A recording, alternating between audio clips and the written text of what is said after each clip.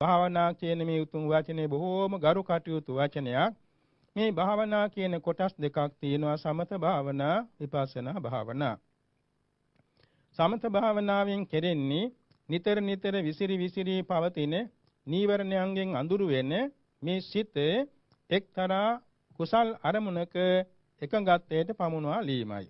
නීවරණාදී උපක්ලේශයන් සංසිඳුවමින් හිත එක් අරමුණක පිහිටවන්න පුළුවන් බව මේ සමත භාවනා හැටියට හඳුන්වනවා. ඒකෙදි අරමුණු කරන්නේ විශේෂයෙන්ම සම්මුති වචනය සම්මුති අරමුණක්. සම්මුති අරමුණේ තමයි හිත සමාධි වෙන්නේ. ඒ සමාධිය ඇති වෙනකොට අර දැන් නිදසුණක් කියනවා නම් නිවාතේ දීපච්චේනං ත්‍රිතිවිය. ඒ කියන්නේ පහනක් දැල්ලුවාම හුලං වදින්නේ නැති තැනක පහන් සිලුව බොහෝම නිසංසලව දැල් වෙනවා.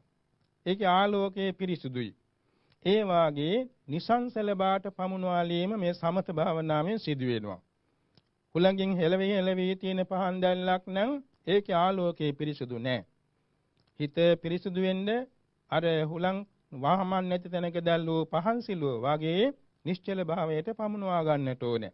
ඒ සඳහා භාවනා කර්මස්ථාන 40ක් තියෙනවා.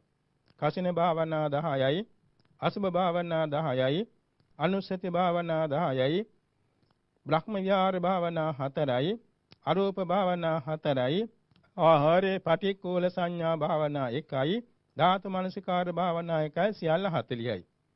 ඔය 40න් 30ක් තියෙනවා ධ්‍යාන වැඩෙනවා. කසින 10, අසුභ 10, කායගත සතිය, ආනාපාන සතිය, බ්‍රහ්ම විහාර 4 සහ අරූප සමාපatti 4.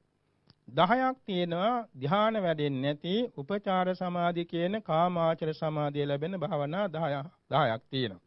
අනුස්සති 10න් 8කුත් ආහාරේ පටික්කුල සංඥාව ධාතු මනසිකාරය කියන භාවනා 10. ඒ භාවනා 10ත් උපචාර සමාධිය ලබාගෙන අර විදිහේ අර්පණා සමාධි කියන ධ්‍යාන වඩන්න මඟ පාදා ගන්න පුළුවන්. පාදක කර ගන්න පුළුවන්. බුද්ධ ශාසනයේ මේ භාවනා ක්‍රම සමත භාවනා ක්‍රම කරන්නේ සැබවින්ම බඹලෝ යාමේ අපේක්ෂාවම නෙමෙයි. මේ සමත භාවනාවේ ආනිසංස 5ක් විශේෂයෙන් ලැබෙනවා.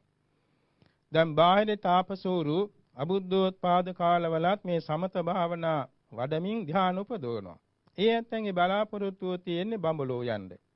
අභිඥා බල ඉපදවීම හා බඹලෝ යාම කියන අවස්ථා දෙක ඒ ඇත්තන්ට පිහිටනවා එයින්. අපේ බුදුරජාන් වහන්සේ පස්චිම භවයේ උත්පත්තිය ලැබෙන දවසේදී අසිත කාලදේවල තාපසතුමා අභිඥාලාභී අෂ්ට සමාපත්තිලාභී කෙනෙක්. ඔය වගේම ආලාර කාලා මුද්දකරා පුත්‍ර දෙන්න සමාපත්තිලාභී දෙන්නේ. ඒ වගේ ඉඳලා තියෙනවා.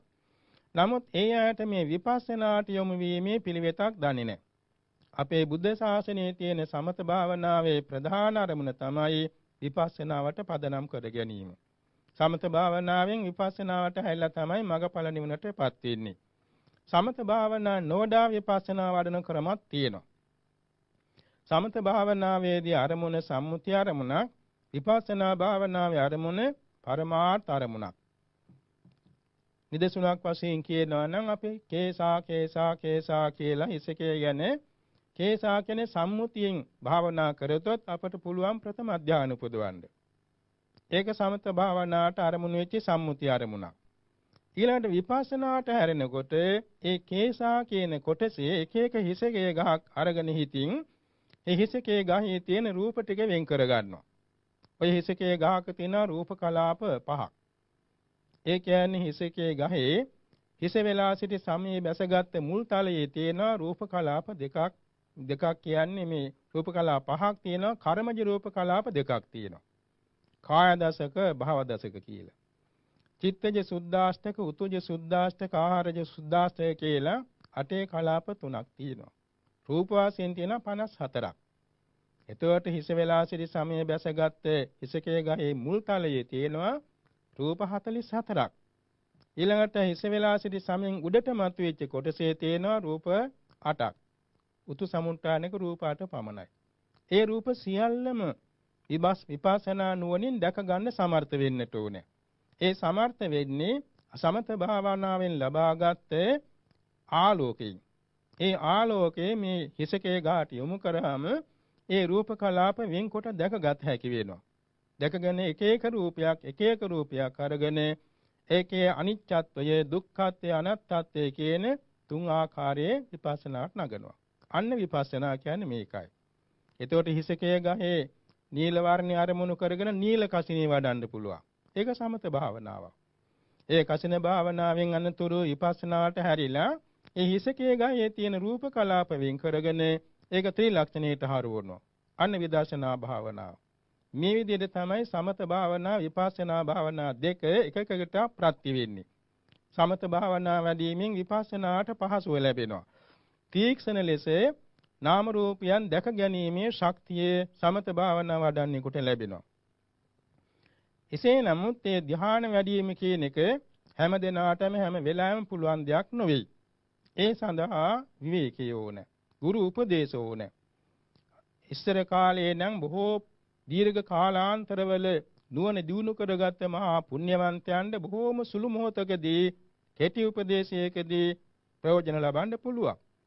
දැන් අද කාලේ හැටියට අපේ ගුරු උපදේශ ලැබමින් සමාජයට දින ගණන්, සති ගණන්, මාස ගණන්, වසර ගණන් උත්සාහවන්ත වෙන්නට ඕනේ.